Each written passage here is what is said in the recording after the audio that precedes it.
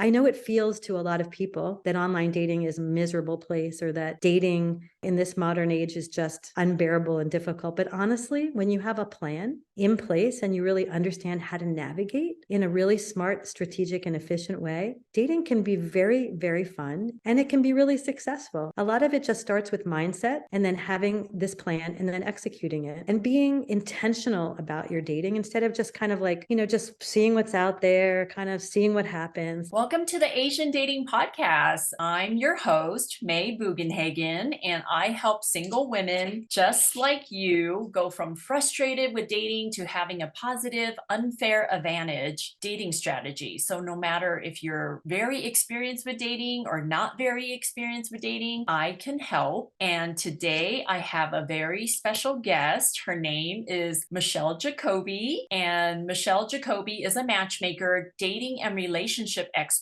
and the founder and CEO of DC Matchmaking, a small boutique matchmaking and coaching company for committed, minded singles in both the Washington, D.C. area and nationally. So thank you for joining me, Michelle, on the show today. How are you? I'm good. I love that. An unfair advantage. That's Yeah. awesome. I'm happy to be here. Thanks for asking. Thank you. Thank you for coming on the show. I know it's called the Asian Dating Podcast, but meeting other matchmakers, speaking with other matchmakers, dating is the same, right? No matter if you're black, white, Asian, purple, green, whatever color you are, dating is still as challenging for people out there as it were before the pandemic, after the pandemic, whether you're in your 20s, 30s, 40s, 50s, 60s, doesn't really get a whole lot easier. But if you're armed with great information, like someone like Michelle's book, we'll talk about that later, then you could really have an unfair advantage in the dating world. Would you agree? Yeah, I love that. Well, I think dating in some ways is a skill. And what I find is some of the most successful women I know who have success in every other aspect of their life, this is the one area where they're frustrated and can't, get exactly what they want. And so what I've seen over the years is that dating is a skill. It's not intuitive, and it's something that you can hone and get better and better at and have more success at. So I love that idea of having an unfair advantage, because if you're dating with a strategy, you're dating in a way that most people aren't. And it's like the smartest thing in the world. Yeah, it's no different than when you apply for a job and you have all these skills and you get better and better at it and you want to get better at it. So you're reading books on business, you're reading books on sales, you're reading books on marketing. It's no different. But yet, when we go to college or when we graduate high school, there's not a dating course that we were required to attend, right? Like we Oh, right. should. Yeah. So, what are some things that you can arm the audience with if they're new to dating? Whether, let's talk about specifically people who just came out of a divorce and they're new back in the dating world now. Like, what are some things that you've learned to really help them tweak their dating strategy? I love this question because when I was in my early 30s, I went through a divorce. I know how difficult going through something like that can be. And once you've gone through something like a breakup or a divorce or the loss of a partner, it takes a lot of time and energy to rebuild your life and to rebuild your happiness. It's very traumatic to go through that. And so what I feel is really important when you're dating is to make sure that you make a smart choice in terms of who you invest in and who you bring into your life, not only for yourself, but if you have kids. Like, it's just really important that you don't invest in someone who's going to bring drama, who's going to destroy that peace you finally created for yourself. So one of the things I work on with my clients is like, how do you know if the person you're investing in is emotionally healthy and able to show up as the kind of partner that you want and deserve? Because a lot of women, myself included, when I first went through my divorce, invest in the wrong men, waste a lot of time, and end up less happy than when they started. And really, at the end of the day, your partner should enhance your happiness, not deplete it. So to answer your question, when you're just come off of a breakup or a divorce, really understanding what your needs are and what your boundaries are going to be and how to go about dating in a really smart way is super important, so that you only invite the right person into your life. So, yeah, you bring up a good point about boundaries. Let's talk a little bit about that. How do you help and guide your clients with boundaries? And what do you mean by boundaries? I love this topic. I think it's really, really interesting that a lot of the women I work with are incredibly successful in business and have really strong boundaries professionally. They know how they want to be treated in the workplace. They are able to speak their mind in the workplace. But when it comes to dating and relationships, they have a hard time holding boundaries. There might be red flag behaviors and they just ignore them or sweep them under the rug in hopes that things will change down the road, or someone might make them feel uncomfortable and they don't speak up. Having boundaries is incredibly important in every aspect of life, right? We teach people how to treat us in the beginning of relationships, but when you're dating, it's imperative. And it's not just about thinking, okay, I'm going to have boundaries. That I actually have my clients create a tool called a protective contract, where we write down the negative behaviors we're not going to accept from a partner. And then I teach my clients how to advocate for themselves, what words to use, and to really let the men they're dating know when they see red flag behaviors that this behavior doesn't work for me. And if it doesn't change, I'm not going to continue to date you. That's powerful. And then the men can decide if they want to change the behavior, if they have the capacity to change the behavior. And I teach my clients based on the response they get when they articulate that that behavior doesn't work for them, how to decide if they should stay or go. And one of the problems is that women miss that walk away moment. There's a moment in a relationship when you should be able to tell, you know what, this is never going to work out. I need to walk away. But a lot of women just stay and invest months and years in the wrong relationship.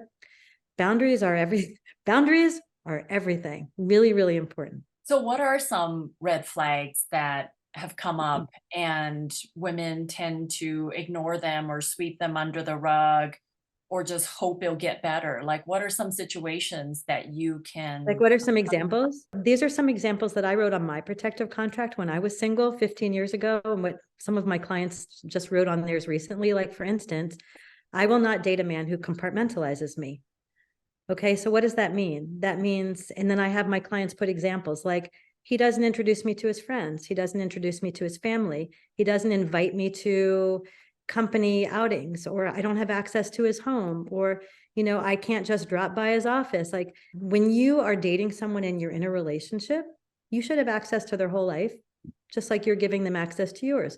Or here's another example. I won't be in a relationship with someone who says they're going to do things and then doesn't follow through. And then I can give examples. Or I will not be in a relationship with someone who consistently criticizes me. They criticize the way I look, the way I eat, the way I dress, my choice of friends. Like, there's so many different ways that people can mistreat you. And what I think is really important is to know exactly what you will not tolerate, to write it down, so that when you're sort of enamored with somebody and you're excited about them, you have a tool that's a red flag spotter, and you'll see that it's happening, and you'll remind yourself, you know what, I made a promise to myself that I wasn't going to tolerate that behavior, and you'll address it immediately so that you can figure out right away whether the behavior is going to continue or if that person can change. And one of the things I like to share with my clients is that red flag behaviors are usually representative of a lot of issues that a person can have that are unresolved. Right. So it's a symptom of a larger thing that may or may not keep someone from showing up as the kind of partner that you want. So it's very, very important to be really aware of how people are treating you and what your boundaries are. I mean, I can give you a gazillion examples. All every woman watching this or listening to this has to do is think about, okay, I was in a relationship that didn't serve me. What were some behaviors that my partner, how did they behave that made me feel bad? And you can make a decision. You can write them all down and say, I don't want to ever be treated this way again, and I won't tolerate that. But the problem is a lot of women just keep going, hoping things will change, or seeing the best in someone because they're loyal or they're positive, hoping someone will change and be different. The only way someone's going to change is if you give them an ultimatum and say, look, change or I'm gone. And then they'll either change or they won't. So, how do you advise the women that you're coaching if they see these red flags, but they don't want to give the man the ultimatum? what is the next step that they can resolve this? Or Well, so I think you have to. If there's a real red flag behavior, something that doesn't serve you and the relationship, I think it's really important to give an ultimatum, because that's a message that this has to change or this isn't going to work, which is the reality anyways. I don't see any other way that the person's going to really address it. And some people will be able to address it and change because they want to for themselves and the relationship. And other people are going to blow up and get upset and blame you and argue. Like, depending on the response you get, you can decide whether you want to invest or move on. I don't think just complaining is really, I'm not talking about, somebody says something thoughtless once. I'm talking about when you see a real pattern in a relationship that doesn't work, that's unhealthy, that's creating drama or discomfort, you have to address it immediately. yeah. What are some success stories that you can share with us without naming the person's name, but how they went from this and then do your program and went to this? Like, just mind-blowing success. It's hard to give just one, but I mean, I can think of women who I talked to on a call who were literally crying. I can think of one woman in particular who was in her mid-40s, never married, because every relationship ended because it was difficult. She didn't get her needs met. There was just drama, and she was so frustrated. She said to me, I am, the rest of my life is beautiful. Why am I putting myself through this? And she was crying, and she was saying, like, I guess I'm just destined to be alone forever, and I'll focus on my career and this and that. And I really taught her how to get her needs met and how to advocate for herself so that she could feel safe to date. And when you have those tools, dating can actually be fun because you don't have to worry about someone hurting you. And long story short, she is now married, and she and her husband just bought a beautiful new house, moved to Florida, and are living their happily ever after. I have so many stories like this. Just because you failed in the past doesn't mean you can't be successful in the future. You need to understand why, why were your relationships full of drama. I've heard people say to me, I attract narcissists, or I attract, whatever. And my belief is, no, you don't. You just accept them and invest in them. You need to really be able to spot an unhealthy partner, address it immediately, and make a quick decision, because the fastest way to meet the right person is to get away from the wrong person quickly and not waste your time. Yeah, I totally agree. But just thinking back to my 20s and 30s when I was dating, you just don't really think about that, right? Like, you're not seeking help, you're not reading self-help books, you're not reading dating books. Like, there are lots of ways for people to get this information and to apply it and to be empowered with it. But a lot of times we just don't know where to start. We're frustrated, and then we just blame it on the dating apps, or we just blame it on all men suck, or but the common denominator is you. So that's where people need to figure out, okay, I can figure this out. I can start by getting some help. But you're right. Like, I know a lot of very professional, successful women thrive in their careers and do super well with their jobs, their sports, their leagues or whatever. But when it comes to finding love, you have to kind of have a different skill set, and you can't apply the entrepreneur CEO skill set to dating, because it doesn't really work that way unless you're trained to look at it that way, right? Well, Or yeah, I mean, there's a whole different level of vulnerability when you talk about dating and relationships versus being in a professional setting. There's more at stake. yeah, It's matters of the heart. It's not just matters of work and business. But what you said about women who are younger, or even women of a certain age, not seeking help or just kind of going with the flow and not having a plan. And I like to create a dating plan with my clients. But the beauty is that the women who are listening here and who are watching us on this podcast are here because they want to learn.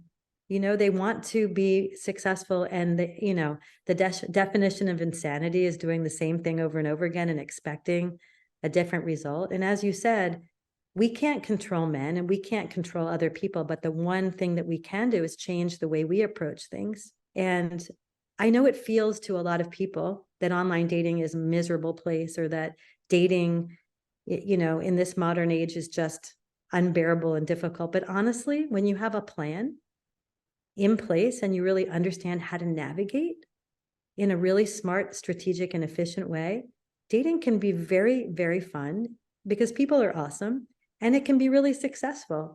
A lot of it just starts with mindset and then having this plan and then executing it and being intentional about your dating instead of just kind of like, just seeing what's out there, kind of seeing what happens. Like when your listeners decided to get their master degrees, right? Or to build up to the position they're in their career right now, they had a plan. They worked towards it. They had a goal and they attained that goal, right? But with dating, we all hope that it's just going to happen. But for a lot of people, it doesn't just happen. And it really behooves you to have a plan and to work towards it and put time and energy into it in a smart way. Because, the man of your dreams is not going to fall out of the sky and land on your couch. I know, but women and men say that, no, I don't want to hire a dating coach. I don't want to hire a matchmaker. I want things to happen organically. Like in the movies, they do, on sitcoms, they do. And I think a lot of times it's like, well, you didn't just land your dream job by half-assing your resume and you hope someone was going to hire you. Like you said, Michelle, like you have to have a plan. I think that's with everything in life. If your plan is to have a family and you want kids, like what are you going to do to get there? You can date unintentionally in your 20s, I feel like. In college, yes, have fun. That's the time for you to, play the field. But once you're getting serious about, okay, I want a family, I want to be a young mom, I want to have kids, I want to be a young grandma, then you really got to think about it. And that's why it's so important for people who are serious about finding love to have a plan. And it's not unsexy to have a plan. It's actually It's still very organic, right? It's still what's that? organic. It's still organic and natural. Yeah. I mean, what's the difference? I met my husband at a restaurant. What if, I think 50% of married couples meet online. The online platforms are wonderful tools if you know how to use them. People are people and they're wonderful. But, let's be honest, there are some people who just get really lucky. They marry their high school sweetheart and live happily ever after. We're each of us on our own journey, and we don't really have the ability to see what the larger picture is for ourselves. I think that all of the experiences we have, and maybe some of the ladies who are listening have been in difficult relationships in the past, or relationships that didn't serve them, or they've had their hearts broken. I don't ever think of that as a mistake. I think when you look in the mirror today and see the amazing woman that you are, all of these experiences have brought you here. Now let's take that experience and maybe get some help if we need it, and be intentional and get what we want. Knowing what you want and going after it. If you want, not everybody wants to have kids. Some people just want to grow old with a partner and travel the world. Other people want to have families. There's no right or wrong. It's just, you have to decide, what do I want my future to look like and how am I going to get there? And inaction is not how to get there. Right. And so getting some help, I'm a coach, and I've also hired coaches. I've hired a business coach. When I wrote my book, I hired a writing coach. I believe that if something is a goal that's important to us and we don't know how to get there, we get help. Yeah. We do that in so many different aspects of our life. We do it with our finances. We do it with our taxes. Like, why can't we do that with our love lives? It's smart. It's like, why wouldn't you invest in yourself to get the help that you need so you can live your happily ever after? I agree. I agree. You mentioned how you hired a coach to write your book. Tell us a little bit about your book. Thank you. So, as you can probably hear, I'm very passionate about helping women end up in really healthy, happy relationships that last and that serve them and that just really are beautiful. And with the divorce rate of 50%, a lot of relationships might look good from the outside, but on the inside, not everybody is enjoying them so much. So I wanted to write a book based on my 14 years of experience as a matchmaker and a dating coach that would give women a roadmap, like a plan, to really understand how to go from single to happily coupled, and how to create their dating plan and then how to execute it. And so I wrote that book. It's called Never Waste Time on the Wrong Man Again. And there's one promise that I don't make promises lightly, but there's one promise that I can make to your listeners.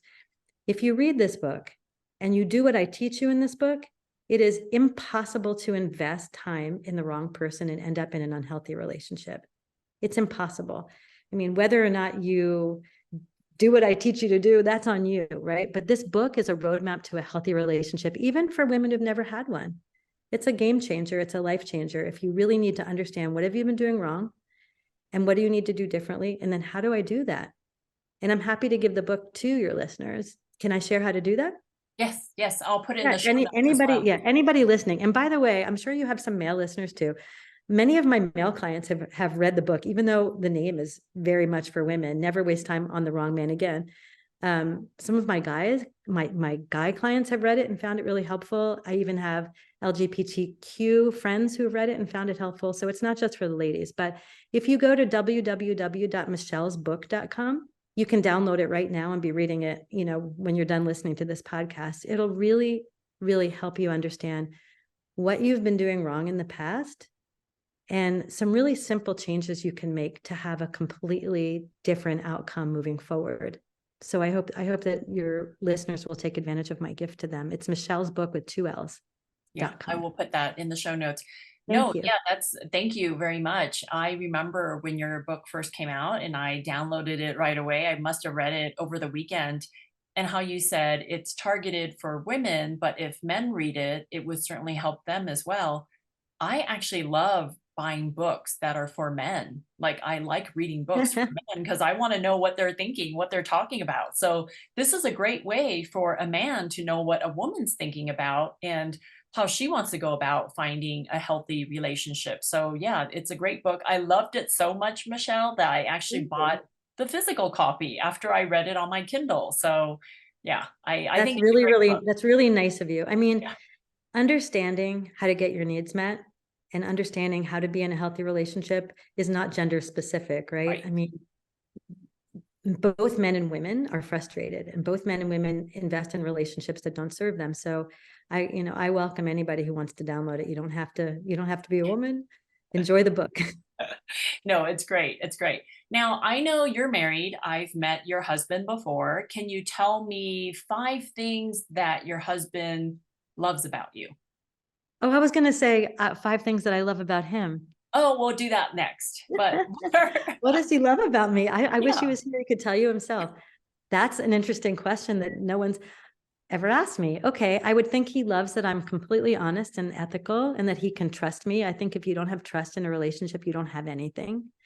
I'm very loving and committed to my friends and family. I think he admires that. I think he thinks it's cool that I am an entrepreneur and have my own business and created something and help people. He thinks I'm cute. Thank God. And what's one more? I think that he enjoys, I'm someone who's constantly curious, reading, learning, and I think that rubbed off on him. And since we've grown together over the course of the last, I think we've been together like 13 years. I see him, we take on each other's interests, whatever works for each of us. And like I'm obsessed with pickleball. Now he's playing pickleball. When we met, I was more of a reader. Now he loves to read and he's taught me things also. So, it's fun to have a partner that brings something into your world. I think he also loves the fact that he now has a family. When I met him, he was a single guy with no kids and his family's not nearby. He's not especially close with his family. They're far away. And I had 4 kids. He adopted my littlest, who didn't have a dad because I adopted him. And he, my parents live down the street. So he has this whole big, close family now that he absolutely treasures. And that's the beauty of what someone can bring into your life, right? And I wasn't looking to meet a guy who was single with no kids. I always assumed I'd marry a dad. yeah. I always tell my clients, the universe might bring you someone you weren't expecting. There's so many ways that my husband's not who I was looking for. And he's been the most beautiful surprise. So there's some things I can tell you what I love about him. Okay. Well, I've never, I was just talking about this with some friends this morning. I've never met anyone who said, my husband's a wonderful husband because he's tall or because there's a show on TV right now where someone requested a guy with nice eyebrows. And I'm like, really? Like, Yeah. how does that enhance your happiness? Like, how does that make him a wonderful partner, right? We need to get focused on the things that really matter. So what I love about my husband is that he's the most kind and thoughtful man I've ever met. Like, he tries to anticipate my needs before I even ask for something. He's a total gentleman. He opens the door when I'm driving. Like, can you imagine? He won't let me carry anything. Like, he knows I'm independent and capable, but he wants to do for me. He's so sweet. I love the fact that he's never lied to me. I can trust him 100%. He is the most kind, and this is what everyone should look for in a partner, right? Someone who is kind from the inside out, just wants to be the best person they can be and be as kind to you and to others. Like, they really care about other people's happiness. They're selfless. And I'll add that he's totally fun. He's just like a doofus. I love spending time with him. And whoever your partner is, you have to pick somebody who you're going to wake up next to every day and really enjoy their company. He's in a good mood like 98% of the time, and that impacts my mood. So, you have to be a little pragmatic when you're choosing your partner. You don't just follow your heart, you have to use your head. I thought it was, I broke some patterns and chose someone healthier for me when I chose Rob. And I decided I want to be with someone giving. I want to be with someone who's a great influence on my children, somebody who I can rely on, somebody who is transparent and opens his world up to me. I mean, there's so many decisions that I made that were from the head, not only the heart, when I chose him as my partner. And that's really important because you need to grow together over the years, and somebody who's consistently kind and thoughtful and in a good mood, like, and is fun to be with, like, who doesn't want to spend their life with that person, Right. And I That's a really nice of you to give me the opportunity to talk about him. Thank no, you. I obviously I know him and he just had a birthday and I know you and I follow you on Facebook and all that, but I wanted you to actually talk about why you fell in love with your husband and why your husband likes you, because none of the stuff that you mentioned is, oh, I wanted a tall guy. I wanted like all these things that just drive me nuts about the criteria that people give me sometimes. I just think you need to really interview some long lasting real relationships to find out what you should be looking for, what really matters. um, Yeah. and all those things that you talked about your husband is people can find out more about someone on a date, second date, third date. You can't find out all these loving things within 30 minutes of meeting somebody. So I Oh, guess, God. I'm so glad you said yeah, that, because we right. have expectations now for, like, I didn't mean to cut you off, but that's so what you're saying about, for how many people who are listening have been on like a gazillion first dates and very few second, hardly any third dates. It's like the hamster wheel of dating, where you've been watching, Hollywood, rom-coms, and you think you're supposed to have this incredible connection with somebody on a first date. Like, first dates are awkward. For some people, they're really difficult. Some people are more reserved, and like the good stuff is, it takes a while to, for the layers to come off and for their like awesomeness to unfold. So I think it's really important to be open to giving people a second chance or a third chance. I tell my clients, when you go on a date, if there's some level of attraction, like I'm talking like a 6, it doesn't have to be a 10. If you think the person you spent time with is a good, kind human being from what you could tell, and you enjoyed their company, why would you not go on a second date? Why are you worrying about, is this my husband or is this my wife? Like, you can't figure that out in 2 hours. Even if you think you can, you're wrong. Right. Right. And I think it would be really smart if everyone was just enjoying the moment together and having fun, as opposed to trying to interview people. I call that like qualifying the buyer. Like, why do you have to figure out if this person is your husband? There's no way to know anyways. Have fun, have a laugh, do something fun, be playful, like just enjoy yourself, flirt. It'll all unfold the way it's meant to, especially if you have tools in place. Like, what's nice about having boundaries and knowing what your needs are and getting them met is that you can just relax into dating and not worry so much and just have fun with people. Yeah. In your book, you talk about someone's gooey center. Can you talk about that a little bit? Yeah, I'm glad you brought that up. It's a cute way of saying that everybody's beautiful inside. And not everybody presents that way, because some people have been hurt, or they're shy, or they're nervous, or they're awkward. But I have this life view that really serves me in my life, that makes my life a happier place. That is 99.9% of humans have a gooey center. People are really beautiful. when they let their guard down. And so if you're a skillful dater, and I teach this in my coaching, how to approach a date in a way that makes the other person feel so comfortable that they let their guard down and can show you that gooey center. I think a lot of people are going through the motions on dates and they're not really showing up for each other and being skillful. And I know as matchmakers, we're really good at interviewing people and making people feel comfortable, right? But not everybody has that skill. You can learn it. Being able to make someone feel liked and safe and like helping them shine on a date is a really generous thing to do, but it actually benefits you because then you get to see an aspect of them you never would have had the opportunity to see. And sticking with them for 2 or 3 dates and trying different things in different situations and not judging people so quickly is a very smart move, because somebody who you weren't excited about on date 1, you could be really into on date 4. I mean, think, you said earlier, meeting people organically. I know so many people that I've met and didn't really connect with at first, but over time I got to know them and I was like, wow, this person's really amazing. That's what makes modern dating hard. You have like an hour and a half to figure out if you want to invest any time in this person. So take the pressure off yourself and just be more easygoing about it and just say yes. Say yes. Like, I think in life, saying yes more often than no is the way to go anyhow. Just have fun with it. I love it. I love it. How do you coach somebody who's jaded by dating or has a bad mindset or not open-minded? Like, how do you start coaching them? Well, one of the things that I do in my book and in my coaching programs is to tell stories. I won't tell them here and now, but it's one thing for me to teach you a strategy. It's another thing for me to tell you the story of someone who used that strategy and it changed their whole life. So I like to give examples so that you can understand that making this small change could change everything for you. And then I teach you how to implement it in your own life. If someone has a negative worldview, I would recommend therapy. I'm not a therapist, right? But if you can own the fact that your choices impacted your life experiences, that's really powerful and actually really good news, because you can make different choices and have completely different outcomes moving forward.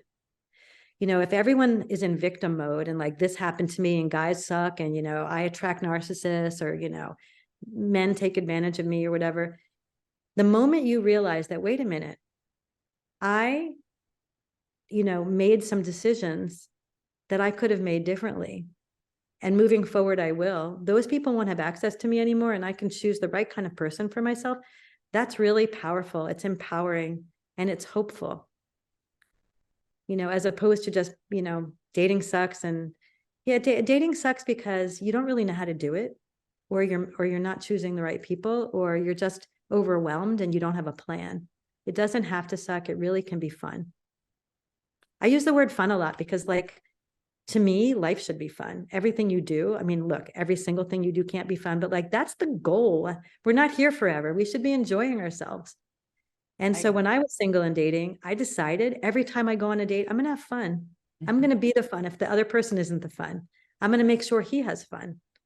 Yeah. And I did my very best to bring my full energy and my sense of humor and my warmth to every single date. I didn't just go through the motions. So and I would like to inspire your listeners to just make the decision, yeah, to really have a great time with people when they're going out, instead of approaching it with a negative attitude. So what are some tips you would give the women out there, aside from buying your book and to reading it and to living by it, but just some next tips that they could do in their dating life the next week or 2 weeks? I love that. That's good. What are some tips? Well, first of all, get out there. Unless you fall in love with like the Uber Eats delivery guy or the pizza guy, nobody's coming to your house. So if you're not really taking action, sign up for a meetup, do something fun, go on a hike, go to a speed dating event, get online, and meet new people consistently. Part of being single, and actually the part I miss about being single since I'm married now, is that I loved meeting new people all the time and planning fun experiences for myself. I think when you're coupled, sometimes you get a little like Netflix lazy. You know what I mean? So like, have fun, try new things, meet new people consistently. I think also be aware that we're sort of programmed as a survival mechanism as human beings and as human females to find what's wrong, that negativity bias, override that. Look for what's right and beautiful in the people that you're meeting. Don't latch on to one thing he said, or he forgot to drive me to my car, or, don't latch on to one negative thing. Remind yourself to notice all of the positive things and give people the benefit of the doubt. And I'm not saying you should let people mistreat you. I'm big on boundaries, but like, dating is hard and some really wonderful men are not good at it. So don't over eliminate. I can go on with many, many, different tips, but I think that's a good place to start. Get out of your house, be proactive, plan some fun things, meet new people consistently, and have a positive attitude about people in general, and notice what's good. That's a great place to start. I love it. I love it.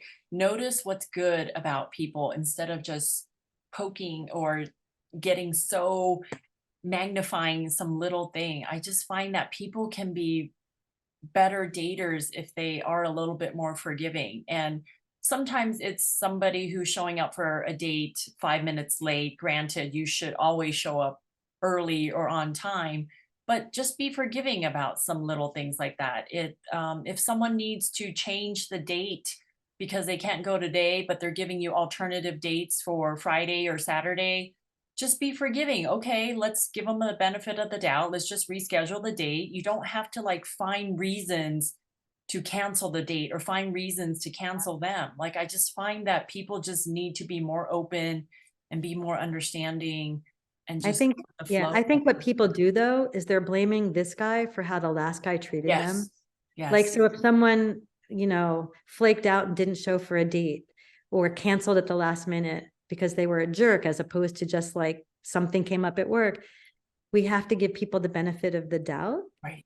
And treat others the way we would like to be treated. So like, if something came up at work and I had to cancel a date, I would hope that the person would understand that I genuinely wanted to spend time with them, but I just need to reschedule. So don't just, as you said, don't assume the worst. Give people the benefit of the doubt and assume the best. Right. Right. If someone's going to disappoint you, they're going to disappoint you. You'll figure it out. But I think sometimes as a protective mechanism, we just shut people down really quickly because we don't want to be hurt and we don't want to be disrespected, which is fair. But don't let the people who hurt you in the past keep you from meeting somebody beautiful in the future or the present.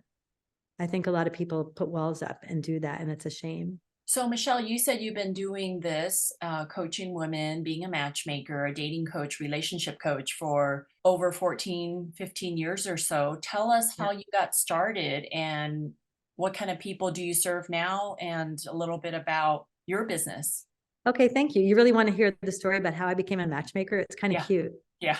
So I was divorced at 35 and single and dating. And one of the things I enjoyed that I think you agree with is when I was dating, I dated all kinds of people, every race, every age, every size. Like, I just was open. I like men and I was open. And I think my parents had in mind a specific kind of person they thought I would want to date. And so they saw me having all this fun and dating all these people. And they sat me down and they said, we're concerned. We really want you to meet a quality person. We would like to hire a matchmaker for you, which was amazing. That's the sweetest thing in the world, right? But in 2008, like, the idea of a matchmaking never occurred to me. I was having a really good time dating. I was using the apps. I was going to singles events. Anyways, so since my parents were so generous, I decided to look into matchmaking services in the DC area where I live. And I interviewed people who had used matchmakers here, and every single person had a negative story. And so I didn't think that there was anyone I would want to trust my parents' investment or my heart with here at that time. And so I went back to my parents and said, thank you, but no, thank you. But it just kept gnawing at me. And I kept thinking, my best friend is engaged to someone I matched her with.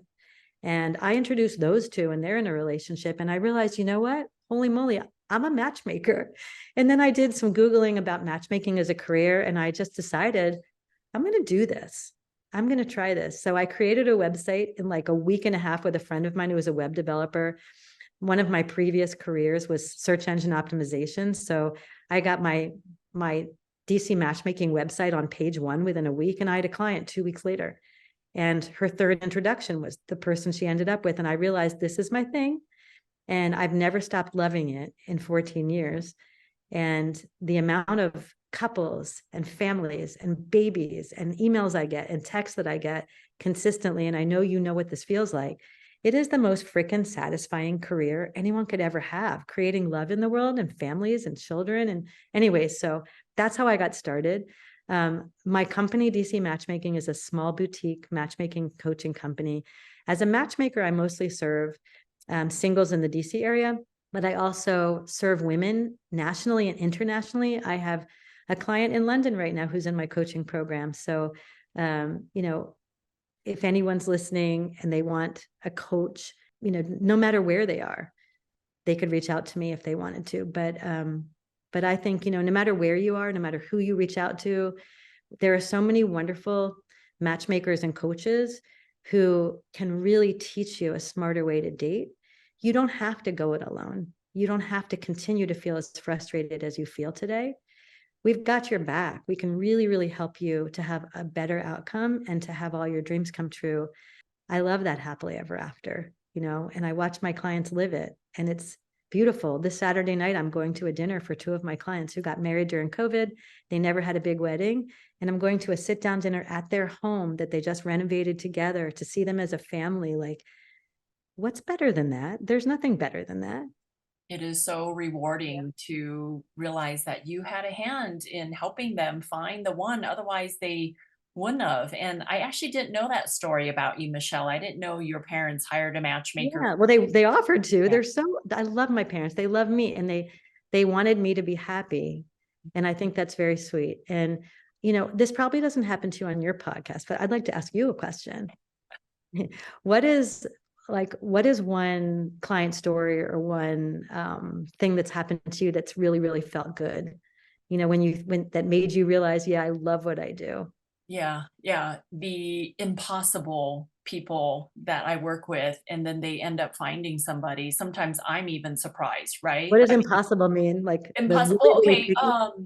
I mean, I've been doing this for about 14 years as well. I started in 2009. So I've been doing this for a while. This is my second job out of college, really, right? I was working for Enterprise Rent-A-Car for over 11 years and no managing. offense to Enterprise, but this is way more fun. Oh yeah. No, this is a way more fun and sexier job, though sometimes there are unsexy moments as well. I just remember this one gentleman that came to us, and Caucasian man wanted to meet an Asian woman, and he has 4 kids. And that sounds tough. You're a mom of 4 and you were looking for somebody. And I did set him up with a lot of women that did not have kids, and or women with young kids. And he just could not find the right person. Like, I must have set him up with 8 or 9 women that met his criteria. Because if I say, if they meet 80% of your criteria, you should meet them, go out with them, get to know them, and move forward. And then I thought, you know what? I know he says he didn't want to really meet women with kids, but there's this lovely woman that has 4 kids. The kids are kind of the same age as his kids. And I thought, you know what? I think you should meet her. She's Japanese, very sweet, exactly what you wanted. She lived close by. And then they met, and I didn't hear from them for like 6 months, 7 months. You know how sometimes you have clients and they disappear, or at least I do. They don't tell me that they've been dating. Like, many times I find that they've hit it off with somebody either on Facebook, or I stalk them and I find out later. But then 6 or 7 months later, he contacted me and said they got engaged. And I was actually kind of surprised because, she has 4 kids, he has 4 kids. That's a big Quite the blended family. That's Yeah. amazing. So stuff like that. Like, sometimes I take on clients that I'm like, okay, it might be a little bit challenging, but if they're willing to work with you and they're willing to listen and willing to take my advice, then I can help them. If they really are in that mindset to get better and to have hope. I mean, I feel like clients have to have hope. If they're like negative Nancy, that's totally hard to like help them. But this couple, yeah, they're actually on my website as a testimonial, and that Love they, that. it's a success story. But that's the thing. It's like sometimes you just have to think outside the box for them. Like he didn't really want to meet somebody with I 4 wasn't kids. looking for a guy without kids. I always assumed Right. that my future husband would be a dad because Yeah. he would appreciate my priorities and understand my life. I never ever thought I would marry someone who had never had children. Right. But actually, it was kind of neat because then he could focus on my kids. We didn't have to do the whole child sharing thing. You don't know who your future partner is going to be. And if you've been looking in this box forever and you haven't found him there, maybe he's not in that box. Maybe Right. he's completely different, or she's completely different. I love that. And I think, a lot of people think a matchmaker is someone you can just go to and order a person like a pizza, right? I'll take somebody who is this tall, lives Right. here, has this kind of college degree, blah, blah, blah. But really, you need to see your matchmaker as an expert with a lot of experience who has your best interest at heart and really cares about you, and take his or her advice Yes. and be open, because we have done this for decades. We know, you know, we know how wonderful this person could be for you if you just give it a shot. And it's very disappointing when I have a great match for a client and they're like, they say no. I'm like, oh, you're missing an Yeah. opportunity. So I try to choose my clients, people who are open-minded and really trust that I'm an expert and want my expertise to help them be successful. Yeah. Because it's a Yeah. collaboration. Matchmaking, is a collaborative process, Yeah. you Yeah. know. Yeah, I know. I love it. I mean, yeah, I've been doing this for a while, and I genuinely still love working. And, even with my health situation, a few years ago, and now I'm still trying to get better, healthy and all that. But there's a period where I couldn't really work a whole lot. And the minute I could work, I end up being full time and then some again. So I honestly love working. Like, I don't find this to be a pain if I need to do a podcast late at night. I mean, I love talking about dating. I love talking about dating all the time. Like yeah, I just truly am so blessed with this career. And seriously, just meeting all these other matchmakers in the world, in US, in my same city, like you just never run out of things to talk about. And I just think we're so lucky to be in this industry. So yeah, I love Totally it. blessed. I think what some people don't understand and they don't know about our community of matchmakers is that we're truly a community, that we Yeah. have like a matchmaking organization that brings us together for conferences, for monthly calls, that you and I probably have 100 mutual friends who are matchmakers and coaches. We're some of my best friends are in this business. It's been not only beautiful to connect single people with their life partners, but this industry has brought love and friendship into my life. Yeah. I know that, like, when you were going through your health issues, we all embraced you and we're Yeah. there for you. And if anything happens in my life, I know that my matchmaking community will be there for me. So I wish for everybody who's listening that they would have as much fun in their career and have a community of friends who support them and love them. They always say the key to life is your relationships, not just your romantic, but just nurture your relationships. And that's one thing I think a lot of us thought about during the pandemic was like, what really matters to me? And for me, leaning into my relationships and really, spending time with the people I love was a big deal. Yeah. you Yeah. know, and I'm glad that we're back to getting together in person now, and that all of the matchmakers are collaborating with each other and we're having this conversation. It's awesome. Yeah, very much, very much. Well, Michelle, thank you so much for spending time with me today. It's always such a treat chatting with you. I will put all of your information in the show notes, but any last parting words from you before we sign off? Yeah, you're awesome. I adore you, and I really respect you as a matchmaker and a coach. I know that you do beautiful work for your clients, and I have a lot of respect for you. And I just want to say that to your listeners. May's not just someone who has a podcast. Yeah. She's a very experienced matchmaker and coach who I really admire and would refer clients to, and feel like if you're working with May, you're incredibly capable and caring hands. So yeah, and to everyone who's listening, just have fun. Yeah. Just have Just fun have with fun. dating and have fun with each other. Life is too Yes. short to make dating and everything else feel like a chore, try to have a positive mindset and have fun every day, especially when you're dating, and get Yes. help if you need it, because it's Yes, out. I agree. I agree. Well, thank you, Michelle, and listeners out there.